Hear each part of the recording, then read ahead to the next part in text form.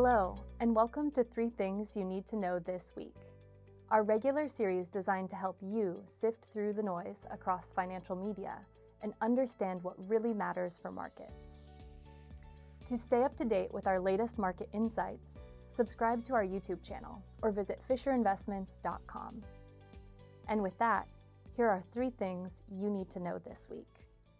First, February U.S. inflation data. On Wednesday, we'll get a fresh look at February's inflation data. The Consumer Price Index, or CPI, came in at 2.4% year over year for January, its lowest level since May. After spiking in 2022, CPI has hovered around 3% year over year since early 2024. That's right in line with its long-term average going all the way back to 1926. Some investors are worried that new trade levies could reignite inflation. These concerns follow President Trump's announcement of a new blanket tariff, introduced in response to the Supreme Court overturning his prior tariffs. But let's keep this in perspective. Inflation is fundamentally a monetary phenomenon. It happens when too much money chases too few goods and services. While tariffs can raise prices on specific imported goods, they don't increase the overall money supply. That's primarily influenced by central bank actions. And right now, global money supply growth looks tame. Ultimately, whether inflation rises or falls, investors shouldn't overstate the importance of February's headline inflation number. The prudent action is to stay focused on your long-term investment objectives. Next, the U.S. housing market. On Tuesday, we'll see the latest from the U.S. housing market with February's existing home sales data. In January, existing home sales fell 8.4% from the previous month, firmly below market expectations. Taking a step back, 2025 was a tough year for the housing market.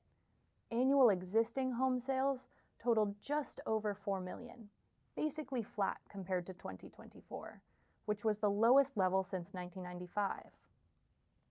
Some investors may look at February's data for warning signs that the economy isn't on solid footing. But we think that misses the big picture. Housing market data often grabs headlines because it affects so many of us. While the health of the housing market can influence consumer confidence, spending, and borrowing trends, it's important to see the real estate economy in the context of the broader economy. Here's the key. The housing market is a smaller portion of the U.S. economy than many people realize. The largest driver of economic growth is actually the services sector, which makes up about 3/4 of GDP. It has a much bigger influence on economic growth and the stock market.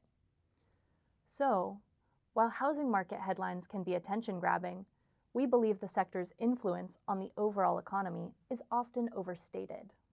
Finally, new consumer confidence data. This Friday, the University of Michigan will release its preliminary consumer confidence data for March.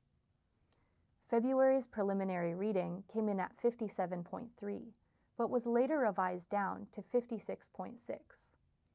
While this was the strongest reading since August, consumer sentiment remains historically low. In fact, 6 of the Consumer Sentiment Index's lowest historical readings occurred in 2025, with November 2025 ranking as the second lowest ever. Yet despite this, U.S. stocks rose 17.9% in 2025.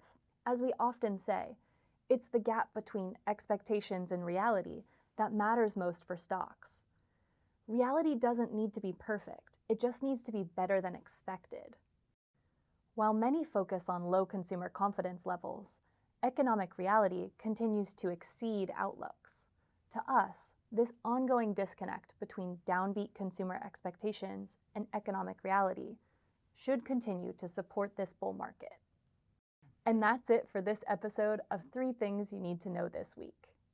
For more of our thoughts on markets, check out This Week in Review, released every Friday.